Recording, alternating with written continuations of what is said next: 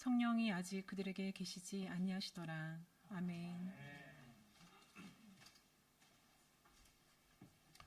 할렐루야. 이 시간에도 성삼일체 하나님께서 우리 가운데 강하게 임하시고 운행하셔서 우리를 만져주시고 충만한 은혜로 채워주시는 복된 시간 되기를 우리 주 예수 그리스도의 이름으로 간절히 축원합니다. 예수님께서 이 땅에 정복자로 오셨다라고 말씀을 드렸습니다. 그리고 하나님께서는 예수 그리스도께 철장을 주셨다. 그 철장으로 만국을 정복하도록 하나님께서 허락하셨다. 그리고 이 철장은 예수 그리스도 안에서 택함을 받은 모든 그리스도인들에게도 동일하게 주어졌다는 사실을 말씀하고 있습니다. 그런데 이 철장을 놓고 기도해야 된다. 구해라 라고 말씀하고 있죠. 우리들이 예수 그리스도 안에서 하나님의 자녀들이 되었고, 그리고 이 땅에서 예수님의 하신 일들을 이어나가는 그런 모든 것들이 우리들의 사명이다 라고 말씀을 드렸습니다. 그래서 철장 권세가 무엇인지를 살펴봤습니다. 예수 그리스도의 이름, 권세, 그리고 예수님의 복음, 그리고 성령 하나님의 권능이 우리에게 주어지는 철장이다 라고 말씀을 드렸어요. 지난주에는 부인할 수 없는 성령 하나님의 임재라는 제목으로 말씀을 드렸습니다. 오순절에 성령 하나님께서 모여서 기도하는 사람들에게 임하셨습니다. 그리고 성령 하나님으로 충만하게 된 사람들의 귀가 열려지고 눈이 열어지고 입이 열어졌고 마음에 주님의 은혜로 가득하게 되었습니다. 이들을 통해서 복음이 증거됐고 그날에 제자의 수가 남자의 수만 3,000명이 더했다라고 말씀하고 있습니다. 물론 예루살렘 교회가 부흥하는 그런 계기가 되었다. 이렇게 말씀을 드릴 수 있죠. 우리 모두가 성령 하나님의 임재하심을 통해서 우리를 통해 복음이 증거되고 구원을 얻는 그런 사람들이 더해져서 교회가 부흥하고 또 하나님께 영광 돌릴 수 있는 그런 귀한 은혜가 넘치기를 주의 이름으로 축원을 드립니다. 성령 하나님이 임하시고 그들에게 권능이 임하자 표적과 기사가 예수 그리스도의 이름으로 많이 일어났고 믿는 사람들이 마음을 같이하여 모이기를 힘썼고 떡을 떼며 물건을 서로 통용했다라고 말씀하고 있어요. 이 떡을 뗐다 이 말은 그냥 먹는 것이 아니라 날마다 모여서 예수님의 십자가의 죽으심을 기념하는 성찬식을 행했다는 것이죠. 그래서 초대교회 성도들의 특징 중에 하나가 날마다 예수님의 십자가의 죽으심을 잊지 않았다는 겁니다. 십자가의 복음을 그래서 그 마음에 가득가득 채웠고 그 복음으로 그들의 삶이 주님 앞에 드려졌다는 것입니다. 소유 개념이 사라지고 예수님께서 명령하신 서로 사랑을 실천하는 일에 자신의 모든 것을 아낌없이 사용한 모습이 초대교회의 모습이죠. 그런 모습들이 믿지 않는 사람들에게 선한 영향을 주었습니다. 이 일로 인해서 이웃들이 하나님을 찬미했고 또 교회에 발을 옮겨놓게 되었다는 것이죠. 날마다 믿는 이들이 교회에 더해졌다. 이렇게 성경은 말씀하고 있습니다. 이것을 통해서 예루살렘 교회가 놀라운 부흥을 이루게 되었다는 것을 우리가 알 수 있습니다. 물론 예루살렘이라는 이 자체가 예수님을 적대하고 예수 믿는 사람들에 대해서 호감을 갖지 않은 그런 도시죠. 그런데 이곳에 놀라운 부흥이 일어났다는 것입니다. 우리 모두가 성령 하나님으로 충만하게 되기를 원합니다. 우리를 통해 일본 땅에 예수 그리스도의 복음이 증거되고 예수님의 이름이 강력하게 선포되고 많은 사람들이 구원을 받고 주님을 섬기게 되는 그런 은혜들이 넘쳐나기를 간절히 소원합니다. 우리 교회만이 아니라 일본 교회에 부인할 수 없는 성령 하나님의 임재하심과 일하심, 나타나시고 운행하시고 위로해 주시고 기름으로 넘치게 부어주시는 그런 놀라운 역사가 일어나서 교회가 새로워지고 또 일어나 빛을 발하며 지역을 치유하고 그리고 구원하는 놀라운 역사가 일어나기를 위해서 기도해야 될 줄로 믿습니다. 이 일에 우리가 초석이 되면 좋겠다, 이런 간절한 소원이 있죠. 그래서 이 일본 땅에 놀라운 부흥의 발화점이 되면 좋겠다, 이런 소원을 갖고 우리가 기도해야 될 줄로 믿습니다. 그래서 우리가 기도를 드릴 때나 찬양을 드릴 때 그리고 말씀을 들을 때에 이런 간절함을 갖고 주여 내게 부인할 수 없는 성령 하나님의 임재하심이 있길 원합니다. 이 시간 성령 하나님의 나타나시고 그리고 일해 주심이 있길 원하고 나를 좀 위로해 주시기 원하고 주여 운행하셔서 우리의 부족한 부분을 채워주시고 우리가 주님의 은혜 안에 온전한 신앙생활을 할 수 있도록 도와주옵소서. 내게 기름 부어주셔서 충만한 은혜 가운데 주의 영광의 통로가 되게 도와주옵소서. 이런 기도가 우리에게 있어야 될 줄로 믿습니다. 오늘 우리가 읽은 본문을 통해서 우리는 예수님께서 이 땅에 오신 목적이 무엇인지를 알게 됩니다. 예수님께서는 우리가 하나님께서 준비하신 풍성하신 은혜의 그리고 선물들을 받아들이기를 원하시고 있다는 사실을 알게 됩니다. 예수님께서는 자신을 대적하고 믿지 않는 무리들을 향하여서 크신 사랑을 갖고 하나님의 은혜로 그들을 초대하고 또 하나님께서 허락하시고자 하는 것이 무엇인지를 깨닫고 비차간의 은혜를 받는 그런 시간 되기를 간절히 소원하고 그래서 우리 속에 생수의 강이 흘러넘치는 복된 시간 되기를 우리 주님의 이름으로 축원을 드립니다. 37절에 이렇게 말씀합니다. 명절 끝날 곧 큰 날에 이렇게 말씀하고 있어요. 여기서의 명절이라는 것은 초막절의 마지막 날을 의미합니다. 2절에 이렇게 말씀하고 있습니다. 유대인의 명절인 초막절이 가까운지라. 그래서 명절 끝날이라는 것은 초막절의 끝날 이렇게 볼 수 있죠. 이 초막절은 이스라엘 백성이 하나님의 은혜와 인도하신 가운데 광야 생활을 하였다는 사실을 기념하고 하나님께 감사를 드리며 하나님께서 행해 주신 일들을 잊지 않기 위한 그런 절기였습니다.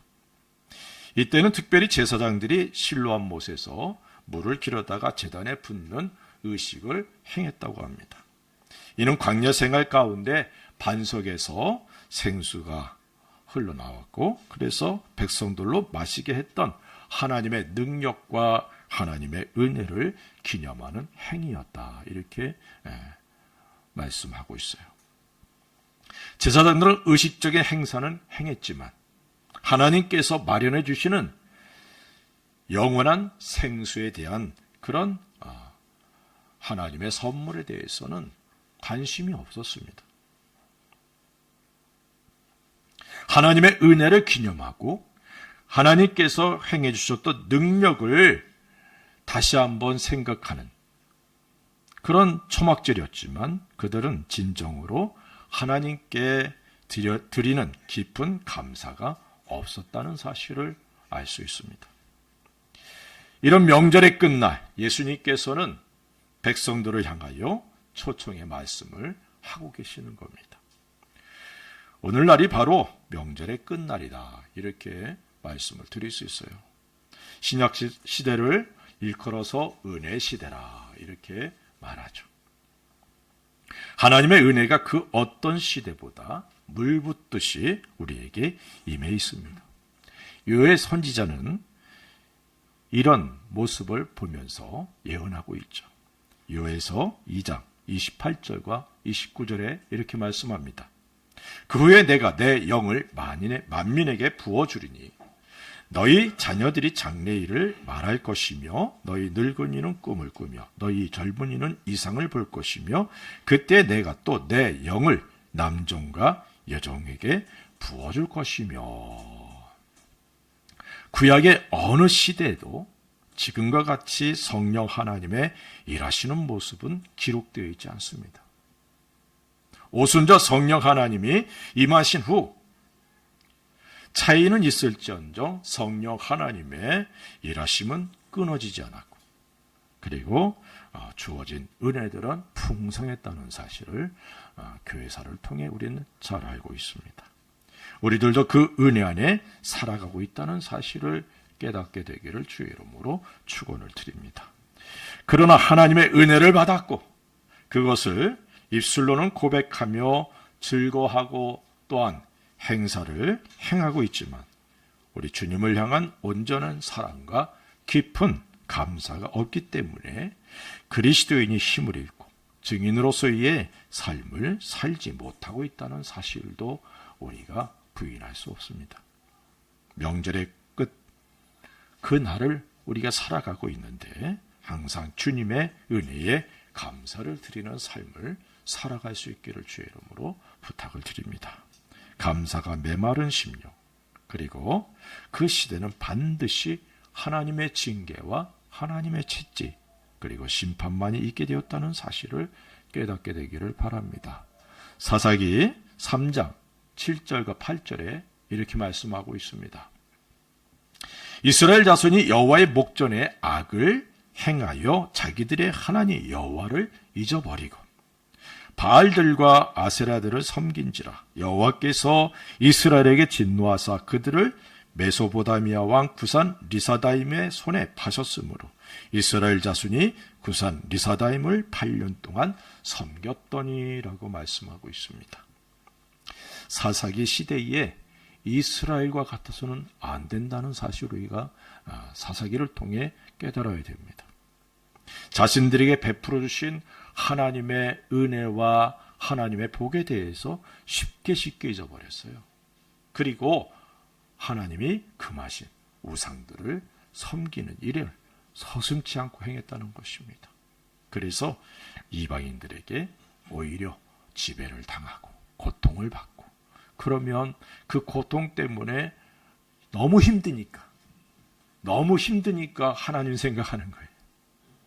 편안할 땐 하나님 잊고 살고, 힘들어지면 하나님을 찾고, 그러면 또 하나님이 사사 보내주셔서 구원해 주시고, 사사가 살아있는 동안 하나님 섬기다가 사사가 죽으면 또 속히 하나님 떠나고, 이게 사사기서에 반복되는 이스라엘 백성들의 모습입니다. 우리들이 이런 삶이 돼서는 안 된다는 것이죠. 내게 베풀어 주신 하나님의 은혜, 그 사랑을 잊어서는 안 됩니다. 감사하고 또 감사하고, 그래서 나의 삶을 주께 드릴 수 있는 우리가 되어야 될 줄로 믿습니다. 하나님의 은혜와 복에 대한 감사와 찬양이 넘쳐서 우리에게 날마다 부어주시는 은혜 위에 은혜가 임하고 하나님의 복을 넘치게 받아서 주의 영광을 위해 쓰임받는 우리가 될 수 있기를 주의 이름으로 축원을 드립니다. 37절에 이렇게 말씀합니다. 예수께서 서서 외쳐 이르시되 누구든지 목마르거든 내게로 와서 마시라. 예수 우리 주님께서 초청하는 대상을 두 부류로 여기서 말씀하고 있어요. 첫째는 누구든지입니다. 예수님의 초청의 대상에는 제한이 없어요. 누구든지 오라고 초청하고 있다는 것입니다. 예수님의 말씀, 음성을 듣는 이들은 그 누구든지 그 초청을 받아들일 수 있습니다. 그리고 차별이 없다는 사실을 여기서 말씀하고 있습니다. 예수님은 승천하시면서 제자들에게 다음과 같이 말씀하고 있습니다. 마태복음 28장 19절 20절에 그러므로 너희는 가서 모든 민족을 제자로 삼아 아버지와 아들과 성령의 이름으로 세례 침례를 베풀고 내가 너희에게 분반 모든 것을 가르쳐 지키게 하라. 볼지어다 내가 세상 끝날까지 너희와 항상 함께 있으리라 하시니라. 이 초청에 대해서는 모든 민족, 모든 족속이라는 것입니다. 피부색, 언어, 문화, 환경, 역사가 다르다 할지라도 그들을 향하여 그리스도의 복음을 증거해야 될 책임이 우리들에게 있다는 사실을 기억하시기 바랍니다. 다시 말하면 초청의 대상은 제한이 없다는 거예요. 이 사실을 우리가 깨닫고 내 주변에 있는 사람들을 내 눈으로 보고 판단하는 것이 아니라 주님의 말씀에 근거해서 그들을 주께로 인도할 수 있는 은혜가 있기를 주의 이름으로 축원을 드립니다. 오늘은 그리스도의 음성을 그리스도인들인 우리를 통해서 이 세상의 사람들이 듣는다는 것을 기억하시기 바랍니다. 누가복음 16장 28절부터 31절에 이렇게 말씀하고 있어요. 내 형제 다섯이 있으니 그들에게 증언하게 하여 그들로 이 고통받는 것에 오지 않게 하소서. 아브라함이 이르되 그들에게 모세와 선지자들이 있으니 그들에게 들을지니라. 이르되 그렇지 아니하니이다. 아버지 아브라함이요 만일 죽은 자에게서 그들에게 가는 자가 있으면 회개하리이다. 이르되 모세와 선지자들에게 듣지 아니하면 비록 죽은 자 가운데서 살아나는 자가 있을지라도 권함을 받지 아니하리라 하였다 하시니라. 부자와 나사로의 그런 비유죠. 부자인 사람이 죽고 거지 나사로도 죽었습니다. 그리고 이 죽은 부자의 청을 듣고 아브라함이 하는 얘기죠. 부자가 이렇게 얘기를 합니다. 나사로를 내 형제들에게 좀 보내서 이 음부에 오지 않도록, 심판받는 자리에 오지 않도록 저들이 구원받게 해달라고 그렇게 얘기를 해요. 그러자 이렇게 말합니다. 모세와 선지자들을 통해서 듣고 믿지 아니하면 비록 죽은 자가 살아나서 가서 얘기해도 믿지 않는다. 여기 모세 선지자로 표현됐지만 사실은 예수 그리스도의 복음을 받아들이고 구원받은 우리들을 의미합니다. 우리들을 통해서 이 세상 사람들은 하나님의 음성을 듣게 되는 거예요. 예수님의 모습을 보게 되는 겁니다. 빛과 소금이다. 우리가 그리스도 향기요, 그리스도의 편지요, 또 그리스도의 사신이다. 이렇게 말씀하고 있지 않습니까? 구원받은 나는 나 개인이 존재하는 것이 아니라 예수 그리스도와 하나가 되어서 나를 통해 예수님이 보여진다는 사실을 믿으시기를 주의 이름으로 축원을 드립니다. 나의 언행 심사가 나도 모르지만 나도 느끼지 못하고 있지만 사람들은 다 보고 있다는 거예요. 자신들은 그렇지 못해도 예수 믿는 당신은 그러면 안 되지라고 얘기하는 게 이 세상 사람들이에요. 참 기준이 좀 다르지 않아요? 자신들에게 가지고 있는 기준과 그리스도인들을 향한 기준이 다르다는 겁니다. 그렇기에 우리는 우리의 삶을 통해 예수님의 모습을 사람들에게 보여줘야 된다 이 말이죠. 그리고 이 일들이 얼마나 소중하며 값진 일인가 말씀이 주고 있다는 사실을 우리는 성경을 통해 잘 알고 있습니다. 우리에게 주어진 사명이 모세에게 주어진 사명보다 더 귀하고 영광스러운 것이다 라고 말씀을 하고 있잖아요. 모세는 정죄하는 직분이에요. 하지만 우리는 용서하는, 그리고 영혼을 살리는 귀한 직분을 우리에게 주셨습니다. 그래서 정죄 직분이 영광스럽지만 의의 직분은 더 영광스럽다라고 말씀하고 있어요. 이러한 사실을 깨닫게 되기를 주의 이름으로 축원을 드립니다. 사도 바울은 다음과 같이 복음을 증거해야 될 이유에 대해서 증거하고 있습니다. 로마서 1장 16절에 내가 복음을 부끄러워하지 아니하노니 이 복음은 모든 믿는 자에게 구원을 주시는 하나님의 능력이 됨이라. 먼저는 유대인에게요 그리고 헬라인에게로다. 고린도전서 9장 16절에는 이렇게 말씀합니다. 내가 복음을 전할지라도 자랑할 것이 없으면 내가 부득불할 일임이라. 만일 복음을 전하지 아니하면 내게 화가 있을 것이로다.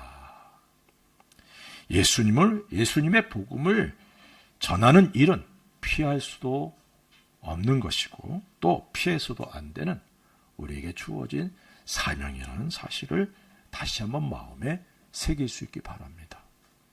예수님의 복음을 증거함으로 우리에게 주어진 책임을 다하고 하나님 아버지의 능력을 경험하고 풍성한 열매를 맺게 되는, 그래서 주님께 드릴 수 있는 우리가 될 수 있기를 주의 이름으로 축원을 드립니다. 두 번째는 목마른 사람들을 초청하고 있어요. 명절의 끝날, 일반적으로 제8일째다 이렇게 설명합니다. 7일까지는 제사장들이 실로암 물로 반석에서 물을 내신 하나님의 은혜와 능력을 기념하고 행사하는 그런 끝나는 날이 7일째거든요. 예수님은 제8일에 자신을 생수로서 말씀하고 있습니다. 제단의 물은 의식적이고 상징적인 것이지만 예수 그리스도가 주는 물은 영원한 생명의 생수라는 것을 말씀하고 있죠. 우리 주님의 사역, 주님이 일하시던 그때는 백성들의 상태가 목마른 상태였다 이렇게 말씀을 드릴 수 있습니다. 하나님의 은혜에 목말라 있었고 말라기 선지자가 말씀을 전하고 400년이 침묵하던 시간이었었어요. 그러다가 요한이 나오고 침례 요한이 나오고 그 다음에 예수님이 나와서 하나님의 말씀을 가르치자 백성들의 그 갈급한 심령이 반응하는 겁니다. 요한에게 몰려가고 또 요한이 예수님을 증거하자 예수님에게 사람들이 몰려오게 되는 것이죠. 뿐만 아니라 경제적으로도 아주 목말라 있었던 그런 시대입니다. 그렇게 예수님의 말씀을 듣고자 사람들이 몰려왔고 또 떡덩이 5과 물고기 2마리로 5,000명을 먹이고 남기자 사람들은 예수님을 억지로 잡아서 임금 삼으려고 했죠. 예수님이 왕이 되면 먹거리는 해결된다 이 말이에요. 그만큼 경제적으로 아주 힘든 그런 때였습니다. 영적으로도 육체적으로도 갈급한 상태, 목이 가란 상태였어요. 목마른 자는 다 내게로 와라. 내게로 와서 마셔라 라고 말씀하고 있죠. 내게로 와서 마시라. 이 초청에 응답해서 먼저는 자신이 목마른 자라는 사실을 인정해야 됩니다. 우리들이 예수님 앞에 나올 때 예배드리러 올 때 주여 나는 목마릅니다. 오늘 내게 생수의 강으로 채워주옵소서. 이 은혜가 우리에게 있어야 될 줄로 믿습니다. 제사장들과 바리새인들은 자신들이 목마른 자라는 사실을 인정하지 않았습니다. 그래서 예수님께 나오지 않았죠. 이 시간 자신이 목마른 사람이라는 사실을 인정하는 그런 귀한 은혜가 있기를 주의 이름으로 축원드립니다. 두 번째는 예수 그리스도에게 나와야 된다는 거예요. 그리고 예수 그리스도를 통하여 마셔야 된다는 겁니다. 오늘 많은 사람들이 자신의 영적 갈급함을 인정하지 않고 세속적인 방법으로 갈증을 해결하려고 합니다. 그렇게 그들은 예수 그리스도에게 나올 수 없고 예수님께로부터 주어지는 생수를 얻지 못하는 상태가 계속되는 것이죠. 우리 주님에게 나와 마신다는 것은 곧 예수 그리스도를 믿는 것을 의미하죠. 그래서 38절에 이렇게 말씀하고 있는 것입니다. 나를 믿는 자는 예수님께 나와서 예수님이 주시는 생수의 강을 마시려면 예수님을 믿는 믿음이 중요하다는 것입니다. 이 시간도 우리에게 생수로 채워주시기를 원하시는 우리 주님 앞에 우리가 나왔습니다. 주여 나는 목마릅니다. 나는 목마릅니다. 내게 생수의 강을 허락해 주옵소서. 이런 기도가 우리에게 있어야 될 줄로 믿습니다. 예수님께 나온 자들에게 허락될 은혜들이 오늘 본문에 기록되는데, 먼저는 성경의 약속이 우리에게 이루어진다는 것입니다. 38절에 성경의 이름과 같이, 예수님께서 행하시는 모든 일들은 하나님께서 미리 말씀하신 성경에 기록된 대로, 예언된 대로 행하시는 겁니다. 이사야 58장 11절에 이렇게 말씀합니다. 여호와가 너를 항상 인도하여 메마른 곳에서도 내 영혼을 만족하게 하며 내 뼈를 견고하게 하리니 너는 물된 동산 같겠고 물이 끊어지지 아니하는 샘 같을 것이라. 요엘서 3장 18절은 이렇게 말합니다. 그날에 산들이 단 포도주를 떨어뜨릴 것이며 작은 산들이 젖을 흘릴 것이며 유다 모든 시내가 물을 흘릴 것이며 여호와의 성전에서 샘이 흘러나와서 시띵 골짜기에 대리라. 이 모든 말씀들은 영적인 의미를 갖고 있죠. 갈급한 심령, 소망이 없고 위로를 받지 못하던 사람들이 예수님으로 말미암아 물된 동산 같고 샘이 흘러 사막이 변하여 푸른 초장이 되는 그런 은혜가 우리 주님께로부터 우리에게 주어진다는 사실을 믿으시기 바랍니다. 그래서 우리가 주님 앞에 나오는 것이죠. 두 번째는 성경에서 약속된 생수의 강이 오늘 여기에서 주어지는 놀라운 은혜입니다. 물론 성령 하나님을 의미하죠. 39절에 이는 그를 믿는 자들이 받을 성령을 가리켜 말씀하신 것이라. 예수께서 아직 영광을 받지 않으셨으므로 성령이 아직 그들에게 계시지 아니하시더라. 이 예언은 오순절 제자들에게 1차적으로 이루어졌고 지금도 믿고 우리 예수님께 나오는 모든 사람들에게 이루어지고 있다는 사실을 우리는 잘 알고 있습니다. 믿는 사람들의 배에서 생수의 강이 흘러나리라 하였는데, 여기서의 배, 이것은 인간의 가장 깊은 내면, 양심, 가슴, 마음 이렇게 해석되기도 하지만 인간의 전 인격을 포함한 자 혹은 삶 전체를 의미한다, 이렇게 설명하고 있어요. 그러니까 다시 말하면 내 배에서 생수의 강이 흘러나리라, 이 말은 내 삶 전체에 하나님의 놀란 은혜가 넘쳐나서 성령 하나님으로 풍족하게 되는, 풍성하게 되는 그런 은혜가 주어짐을 의미하고 있습니다. 성령 하나님께서는 믿는 사람들 속에 임재하셔서 도우시고 계속해서 하나님의 은혜 가운데 거하도록 돕는 분이라는 사실을 성경은 말씀하고 있죠. 믿는 이로 하여금 하나님의 뜻을 따라 살아가도록 기도해 주시고 인도해 주시는 분이 성령 하나님이십니다. 로마서 8장 26절에 이렇게 말씀하고 있어요. 이와 같이 성령도 우리의 연약함을 도우시나니 우리는 마땅히 기도할 바를 알지 못하나 오직 성령이 말할 수 없는 탄식으로 우리를 위하여 친히 간구하시느니라.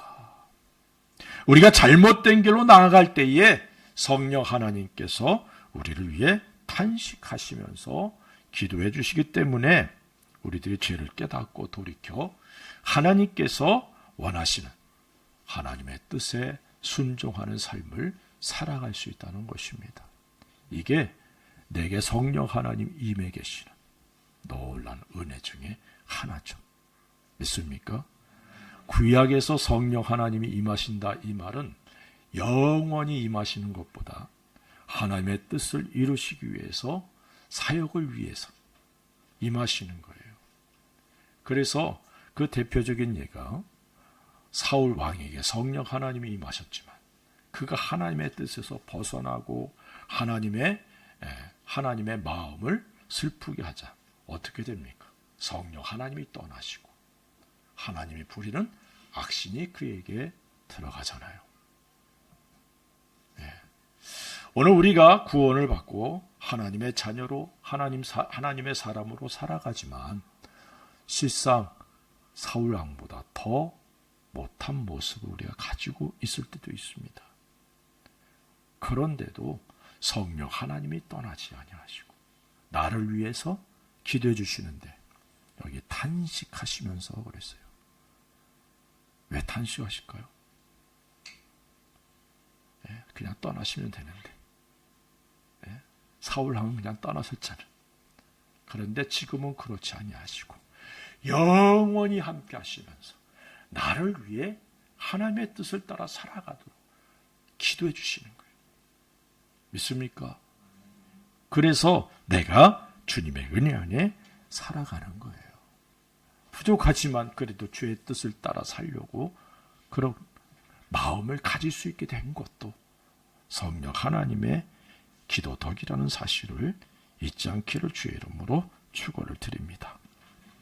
그래서 성령 하나님의 세미한 음성에 귀를 기울이고 순종하는 것이 은혜라는 사실을 잊지 않기를 주의 이름으로 축원을 드립니다. 성령 충만한 삶, 모든 그리스도인들이 사모하는 것이죠. 성경은 성령 충만한 삶의 모습에 대해서 여러 가지로 설명하고 있어요. 그런데 성령 하나님으로 충만할 때 은사가 나타납니다. 주어진 은사들이 막 삶 속에서 나타나는 거예요. 고린도전서 12장 7절에 이렇게 말씀합니다. 각 사람에게 성령을 나타내심은 유익하게 하려 하심이라. 부인할 수 없는 성령 하나님의 나타나심, 이것은 우리에게 주어진 은사들이 드러나는 거예요. 사람들을 위해서, 교회를 위해서, 다른 지체들을 섬기기 위해서. 성령 하나님께서 믿는 모든 사람들에게 은사를 주셨습니다. 단지 그 은사가 드러나는 표적의 은사가 있죠. 그 은사를 받은 사람들은 쉽게 알 수 있지만 그렇지 않은 사람들에게도 은사들이 주어져 있다는 사실을 잊지 않기 바랍니다.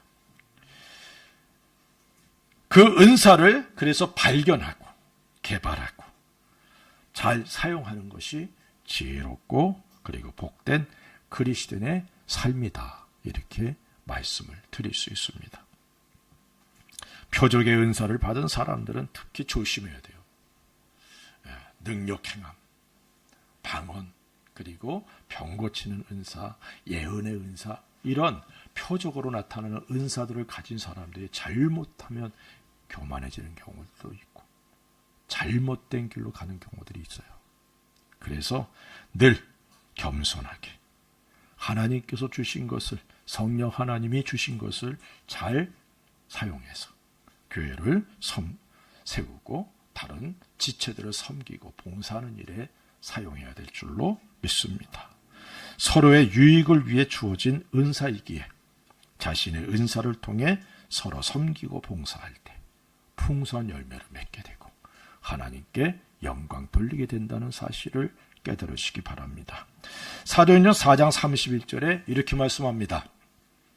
빌기를 다함에 모인 곳이 진동하더니 무리가 다 성령이 충만하여 담대히 하나님의 말씀을 전하니라.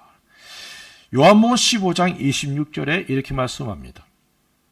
내가 아버지께로부터 너에게 보낼 보혜사 곧 아버지께로부터 나오시는 진리의 성령이 오실 때에 그가 나를 증언하실 것이요 라고 말씀하고 있어요. 성령 하나님께서 우리 가운데 거하시고 행하시고자 하는 일, 그것은 예수님을 증거하는 거예요. 예수님이 그리스도, 메시아라는 사실을 증거하는 겁니다. 그렇게 성령 하나님으로 충만한 사람은 그리스도의 증인으로서 자신을 드리고 그 일을 기쁨으로 여기고 행하는 것입니다. 주여, 나로 하여금 그리스도의 복음이 증거돼서 그들에게 구원의 놀라운 은혜가 있게 하여 주옵소서. 이 은혜가 있기를 위해 우리가 늘 기도하되 성령 하나님 내게 충만하옵소서. 이 기도가 우리에게 있어야 될 줄로 믿습니다. 사도행전 4장 32절에 이렇게 말씀합니다. 믿는 무리가 한 마음과 한 뜻이 되어 모든 물건을 서로 통용하고 자기 재물을 조금이라도 자기 것이라 하는 이가 하나도 없더라. 성령 충만했던 초대교회의 특징 중에 하나가 서로를 사랑하고 섬겼고 자신에게 여유 있는 것들을 서로 나누는 삶을 살았어요. 네 것 내 것 없는 거예요. 서로 통용했다. 하나님께서 주신 것, 그것을 통해 다른 이들을 섬기는 것. 한국 교회도 이런 모습들이 있었기에 지금의 교회가 세워진 겁니다. 오늘날은 좀 그러지 못하죠. 초대교회는 얼마나 그런 일들이 많이 일어나는지 모릅니다. 그래서 교회가 아름다운 모습으로 그리스도의 향기 바라니까 믿지 않는 이웃들이 그 모습 보고 매력을 느끼는 거예요. 그래서 자녀들을 보내고 자기도 발걸음을 교회로 옮기는 겁니다. 그런 아름다운 모습이 우리에게 있어야 되는데 그러기 위해서는 성령 하나님으로 충만해야 된다는 거예요.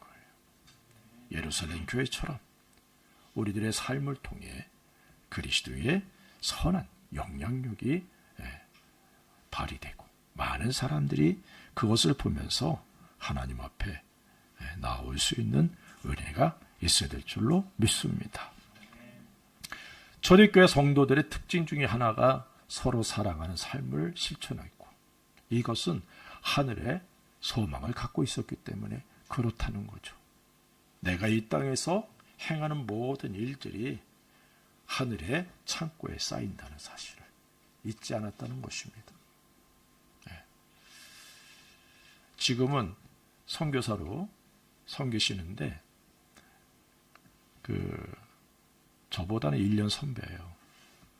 그분이 사업을 하시다가 이제 신학을 하고 그리고서 지금은 선교사로 섬기시는데 그분이 하는 얘기가 참 도전이 되더라고요. 그분이 그러더라고요. 천국에 가는 건 돈이 아니더라. 돈을 아무리 많이 가지고 있어도 그거 가지고 천국 가는 게 아니잖아요. 천국에 내가 돈 들고 갈 거예요. 가만히 생각해보니까 천국에 가는 건 사람이더라는 거예요. 사람. 그것도 구원받은 사람. 그래서 이분이 자기에게 주어진 그 물질로 전도하는 일, 이 일에 투자하는 거예요. 그래서 전도하는 사람들, 특히 자기는 이제 그런 여유가 없으니까 전도하는 사람들에게 투자를 하는 거예요. 그래도 본인이 선교사가 됐어요. 사랑하는 성도 여러분, 천국에는 사람이 갑니다. 내가 전도한 사람이 가는 거예요. 그러면 그 전도한 사람이 내게 영광이 되는 거예요. 하나님 앞에 열매가 되는 겁니다. 믿습니까? 네. 우리 교회가 일본에 있기 때문에 선교 지역에 있다 보니까 선교에 관심이 별로 없어요. 네, 저는 빌립보서를 통해서 선교 유익에 대해서 깨달았거든요. 그래서 선교하면 선교사들의 그 사역 속에 내가 동참하는 것이 되기 때문에 그 열매도 내게 주어지는 거예요. 네, 그래서 우리들이 선교에도 좀 관심을 갖고 그렇게 행할 수 있기를 주의 이름으로 축원드립니다. 우리가 주님 앞에 서면 우리가 상상할 수도 없었던 그런 이자들이 엄청날 거예요. 나는 모르게 그냥 성경권 보내고 교회 봉사하고 누구 섬기고 그런 건 주님은 다 기억하고 그것으로 인해서 파장되는 그런 열매들이 우리가 상상할 수 없을 정도일 줄로 믿습니다. 그래서 말씀하고 있잖아요. 현재 받는 고난은 장차 우리가 받을 영광과 좋게 비교하셨다고. 믿습니까? 네. 사랑의 삶을 살게 된다는 사실을 믿으시기를 주의 이름으로 축원을 드립니다. 그래서 우리의 하늘의 창고에 보물이 막 쌓이게 되는 그런 은혜가 있기를 주의 이름으로 축원드립니다. 이 땅에 아무리 쌓아놔도 아무 소용없어요. 다 놓고 갑니다. 김한란 박사가 그랬잖아요. 내가 죽거든 내 손을 간 밖으로 내밀어라.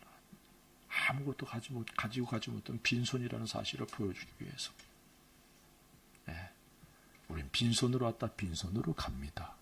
그러나 올 땐 빈손이었지만 갈 때는 우리 하나님 앞에 드릴 풍성한 열매가 있어야죠. 하늘에 쌓아두는. 믿습니까? 우리 주님께서 우리를 은혜와 생명의 자리로 초청해 주셨고 풍성한 삶을 허락해 주셨습니다. 우리 이 땅에서 주님을 위해 살 수 있도록 선택을 받은 사람들입니다. 그것도 이 땅에 우리가 생명을 가지고 있는 동안만 하나님을 위해서 살 수 있는 거예요. 천국 가면 살 수 없어요. 내 주님 위해서 살겠습니다. 천국 가서 아무리 그래봤자 소용없어요. 거기는 우리가 이 땅에서 하는 일에 대해서 보상을 받는 것이요. 믿습니까? 이 땅에 발을 디디고 있을 때 주님을 위해 헌신한 것만이 주님 앞에 드려진다는 사실을 기억하시기를 주의 이름으로 축원드립니다. 그래서 제가 표현하는 표현이 이겁니다. 내 발이 땅에 들어가거나 땅 위로 올라가면은 우리에겐 기회가 없어요. 땅을 딛고 있는 이 순간만이 주님을 위해서 살 수 있는 특별한 시간들이라는 거예요. 이 사실을 잊지 않기를 주의 이름으로 축원을 드립니다. 우리가 가는 길의 끝 하늘이라는 사실을 잊지 말고 하늘의 보물을 쌓고 주님을 증거하는 삶을 살기를 원한다면 성령 하나님의 도우심이 없이는 절대로 불가능하다는 사실을 이 시간 깨닫게 되기를 바랍니다. 우리들 속에 성령 하나님으로 가득 찬 성령 하나님으로 충만한 삶을 살아야 될 이유가 여기 있는 것이죠.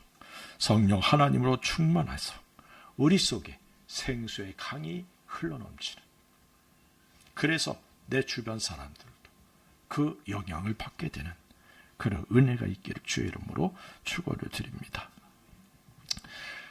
우리의 삶이 주님 앞에 드려지고 주께 영광 될 수 있기를 위해서 주여 오늘도 내게 생수의 강으로 채워 주옵소서.